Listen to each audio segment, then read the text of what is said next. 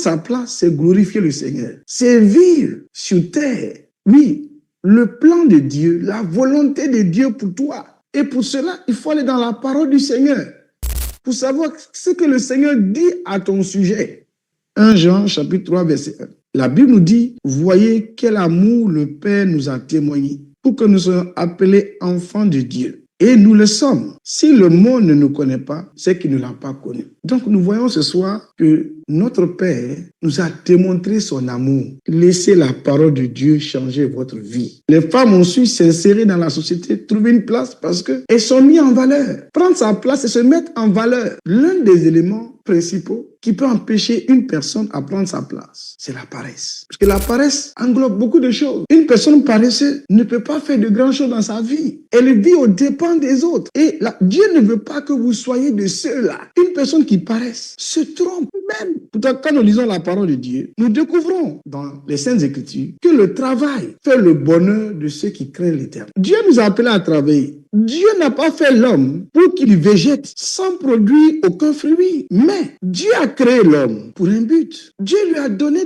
les mains et l'intelligence pour accomplir les grandes choses. C'est pourquoi lorsque nous lisons Ecclésiaste 3, verset 13. Ecclésiaste 3, verset 13. Mais que si un homme mange et boit et jouit du bien-être au milieu de tout son travail, c'est là un don de Dieu. Alléluia. Donc je suis venu te révéler que la paresse t'empêche de vivre le don de Dieu. Dieu nous a tellement aimés qu'il nous a dotés, oui, de plusieurs dons. Il nous a donné plusieurs capacités pour accomplir, bien aimé, oui, des bonnes choses que beaucoup de personnes n'arrivent pas à comprendre. Dieu veut que ses enfants jouissent du don qu'il les a donné. Lorsqu'on a accompli quelque chose, on est satisfait, on est content parce qu'on s'attend à un résultat. Dieu nous a donné des mains pour travailler, amen, et faire notre bonheur. Donc Dieu veut que tu te lèves pour occuper ta place. Bats-toi, chasse de ta vie la paresse. Parce que le travail n'est pas une malédiction, mais c'est une bénédiction. C'est Dieu qui a institué le travail. On doit travailler pour le royaume de Dieu. On doit travailler dans le monde dans lequel nous sommes. Chacun doit travailler pour son bien-être. Parce que quand tu vas travailler, c'est pour ton bien-être. Si vous travaillez et que ce travail, vous ne jouissez pas du fruit de ce travail, c'est pas la volonté de Dieu. C'est Dieu qui a institué le travail. C'est Dieu qui a dit il faut que l'homme ait une activité. L'homme ne peut pas rester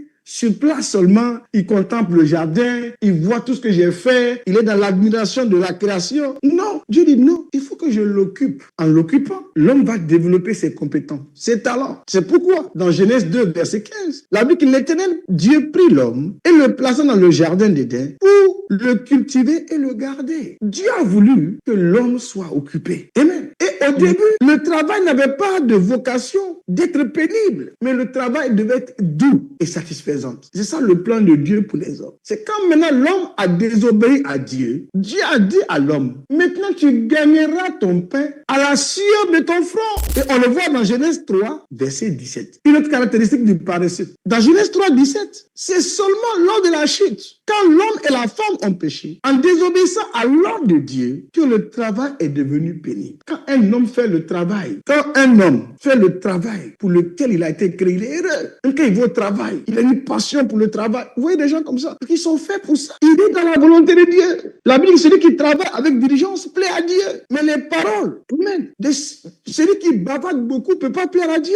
C'est pourquoi la parole de Dieu nous met en garde contre la paresse. Une personne paresseuse se plaît dans l'oisiveté. Et pour lui, c'est là où Dieu va le rencontrer. Non. Repuler à l'effort est contraire à la volonté de Dieu. Et cela a amené beaucoup de désordre et de malheur dans la vie de plusieurs personnes, même dans des familles. Parce que les gens n'ont pas voulu, c'est-à-dire faire quelque chose de leur vie. Oh, moi je prie seulement. Non, c'est pour Dieu. Qu'est-ce que tu fais pour toi-même? Parce que Dieu même a dit dans sa parole, il dit que l'ouvrier mérite son salaire. J'entends souvent les gens dire, oh, Seigneur, tu as dit que l'ouvrier mérite son salaire parce qu'il a seulement prié. Non, l'ouvrier mérite le salaire lorsqu'il accomplit la volonté de Dieu. Le salaire, c'est la récompense. C'est une satisfaction. Amen. C'est une gratification. Pourtant, Dieu veut nous amener quelque part. Quand Dieu nous a créés, il dit, vous serez la tête, jamais la queue. Il dit, vous serez les premiers, jamais les derniers. C'est ce qui est écrit, hein. Dieu veut que tu sois dans sa volonté. Le fait que tu sois assis à la maison, le fait que tu sois chez toi, tu ne fournis aucun effort. Dieu te pose la question.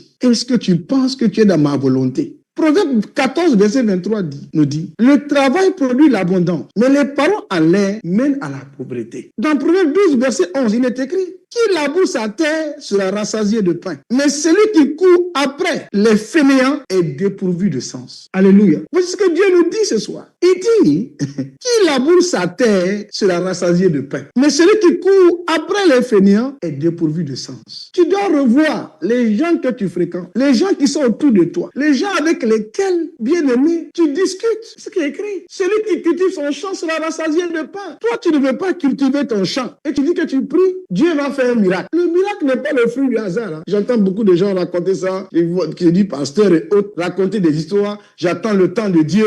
Dieu a fait une promesse. Mais en attendant, tu fais quoi? Amen. Avant qu'il y ait un beau temps, il y a toujours la pluie. Amen. Il dit, celui qui cultive son champ est rassasié de pain. Mais celui qui poursuit les choses vaines, jusqu'à quand vas-tu poursuivre les choses vaines? Les choses vaines, ce sont des choses inutiles, des choses qui ne te rapportent rien, des relations qui ne te rapportent rien, des amitiés qui te rapportent rien, des conversations qui te rapportent rien. Frère, tous ceux qui ont réussi dans leur vie ont commencé avec quelque chose. Ils ont commencé, ils n'avaient rien. Mais le simple fait d'être en activité, Dieu a ouvert les portes. Et des portes que Dieu ne peut pas ouvrir sur vos vies. Ce n'est pas des démons, mais c'est vous-même le blocage. Oui, est-ce que tu as été un modèle? Osias, son père était un modèle pour lui. Quand son père est mort, amen, Osias a suivi l'exemple de son père. Toi, tu n'as pas été un modèle. Un champ que tu n'as pas cultivé. Tu veux te rassasier de ces champs. Vous pensez que Dieu travaille au hasard? C'est que dans le royaume de Dieu, vous devez savoir qu'il n'y a pas de place pour le paresseux. Si vous faites partie de ceux qui se laissent aller, bien aimé, Dieu ne fera rien pour vous. Allez voir l'homme le plus loin que vous imaginez. Rien. Dieu ne fera rien pour vous. La prière seule ne suffit pas. Dieu a dit dans Isaïe 60, il dit lève-toi et sois éclairé. Comment Dieu va t'éclairer si tu es assis? Dieu te dit il faut avoir du zèle.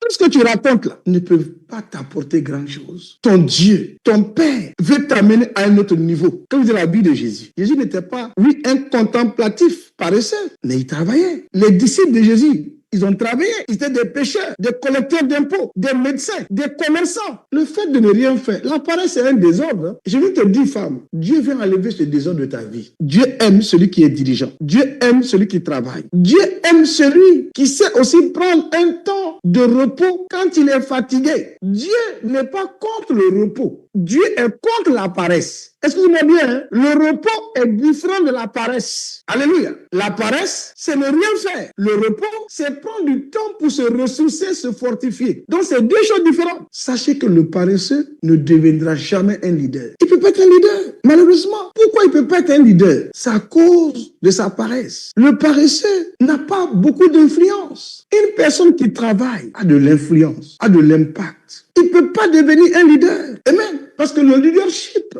exige de la diligence, des sacrifices, oui, de longues heures de travail. Sachez que lorsqu'on veut être un leader, on n'est pas leader parce qu'on le veut. On est leader parce que nous transportons une grâce, des valeurs, oui, des qualités dont d'autres peuvent s'inspirer. Je ne suis pas leader parce que j'ai des relations ou j'ai des gens qui sont derrière moi. Non. Parce qu'on a une capacité que les autres n'ont pas. Je veux dire à une femme ce soir, par la grâce de Dieu, tu seras ce que Dieu veut que tu sois. Tu seras ce que Dieu veut que tu sois. Toi, tu as une grâce. Paul dit, la grâce a fait de moi ce que je suis. La grâce de ma vie n'a pas été vaine. Dieu t'a confié quelque chose.